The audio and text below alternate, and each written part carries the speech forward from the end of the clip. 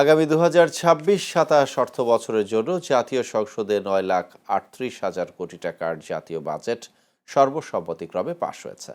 সংসদীয় প্রক্রিয়ার অংশ হিসেবে 29 জুন অর্থ বিল 2026 এবং 30 জুন মূল বাজেট পাশ করা হয়, যা কার্যকর হচ্ছে আগামী 1 জুলাই থেকেই। এবারের বাজেটে করমুক্ত আয়সীমা বৃদ্ধি, ফ্রিল্যান্সার ও কন্টেন্ট ক্রিয়েটরদের কর অব্যাহতি এবং ব্যবসায়িক ব্যয়ে নতুন কিছু নিয়ম সংযোজন করা হয়েছে। বিস্তারিত দেখুন প্রতিবেদনে। মাননীয় সদস্যবৃন্দ, দিনের কার্যসূচি অনুযায়ী এখন আইন প্রণয়ন কার্যাবলী। দেশের অর্থনীতির জন্য নতুন দিক নির্দেশনা নিয়ে নির্দিষ্টকরণ বিল 2026 পাশের মাধ্যমে জাতীয় সংসদে পাশ হল 2026-27 অর্থ বছরের বাজেট।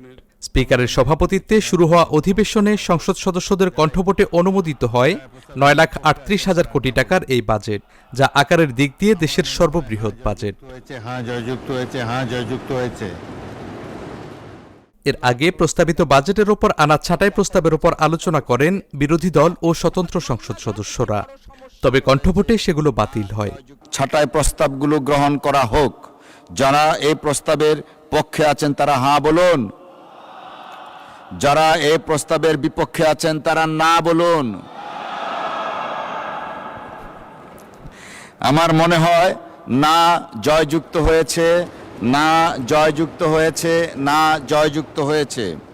অতএব ছাঁটাই প্রস্তাবগুলো নাকচ করা হলো। সরকারের বিভিন্ন মন্ত্রণালয়ের বরাদ্দ নিয়েও চলে চুলচেরা বিশ্লেষণ, তবে সব আলোচনা সমালোচনা শেষে কণ্ঠভোটে পাশ হয় আগামী অর্থ বছরের ব্যয় বরাদ্দের আইনি এই দলিল।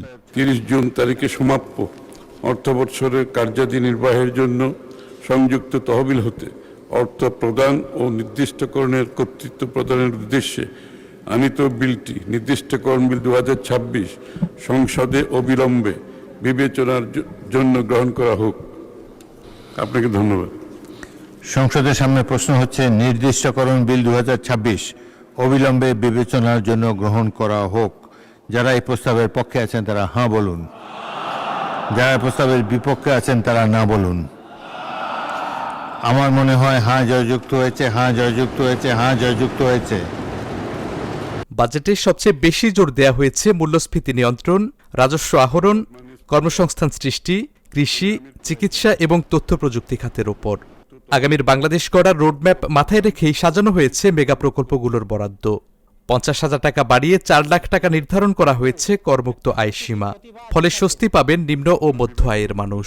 26-27 অর্থ বছরে পরিচালন এবং উন্নয়ন ব্যয় ধরা হয়েছে 36,251 কোটি 35 লক্ষ টাকা। নতুন বাজেটে সাধারণ করদাতা, ব্যবসায়ী, শিক্ষা প্রতিষ্ঠান ও আবাসন খাতের জন্য এসেছে কয়েকটি গুরুত্বপূর্ণ পরিবর্তন। খুচরা ব্যবসায়ী পর্যায়ে একক ভ্যাট হার বসানোর চিন্তা থেকেও আপাতত সরে এসেছে সরকার। আবাসন খাতে বিনা প্রশ্নে কালো টাকা বিনিয়োগের সুযোগ বাতিল করায় স্বচ্ছতা বাড়বে বলে আশা করা হচ্ছে। অর্থ বছরের প্রয়োজনীয় উন্নয়ন ব্যয় নির্বাহকল্পে মহামান্য রাষ্ট্রপতিকে অনধিক 108 কোটি 90 লক্ষ টাকা মঞ্জুর করা হোক। সাধারণ মানুষের কথা বিবেচনা করে ব্যাংক অ্যাকাউন্ট খোলার ক্ষেত্রে টিআইএন বাধ্যতামূলক করার সিদ্ধান্ত থেকে সরে এসেছে সরকার। একই সঙ্গে বেসরকারি বিশ্ববিদ্যালয় ও মেডিকেল কলেজের কর্পোরেট কর কমানো এবং খুচরা ব্যবসায়ীদের ওপর ভ্যাট আরোপের প্রস্তাব প্রত্যাহার ইতিবাচক বার্তা দেবে শিক্ষা ও ব্যবসায়িক পরিবেশে। সরকারের প্রথম বাজেট হিসেবে এটি নতুন প্রত্যাশার ভিত্তি তৈরি করবে অর্থনীতি, বিনিয়োগ ও রাজস্ব ব্যবস্থায়। 2027 সালের 30 জুন তারিখে সমাপ্য অর্থ বছরের প্রয়োজনীয় সাকুল্য পরিচালন। এর আগে সোমবার সংসদে 64টি সংশোধনী সহ অর্থবিল পাশের মধ্য দিয়ে চূড়ান্ত হয় কর ও শুল্ক সংক্রান্ত সব প্রস্তাব। এদিন প্রস্তাবিত বাজেটের উপর আলোচনায় অংশ নেন প্রধানমন্ত্রী তারেক রহমান এবং বিরোধী দলীয় নেতা ডাক্তার শফিকুর রহমান। তো স্বাভাবিকভাবে এটা একটা রেওয়াজের প্রতি সম্মান রেখেই বলছি। গত 11 জুন জাতীয় সংসদে 2026-27 অর্থ বছরের জন্য প্রস্তাবিত বাজেট উপস্থাপন করেন অর্থমন্ত্রী আমির খসরু মাহমুদ চৌধুরী। গত ফেব্রুয়ারিতে সরকার গঠনের পর এটি বর্তমান সরকারের প্রথম বাজেট।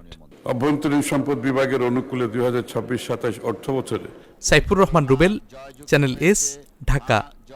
ধন্যবাদ মাননীয় স্পিকার।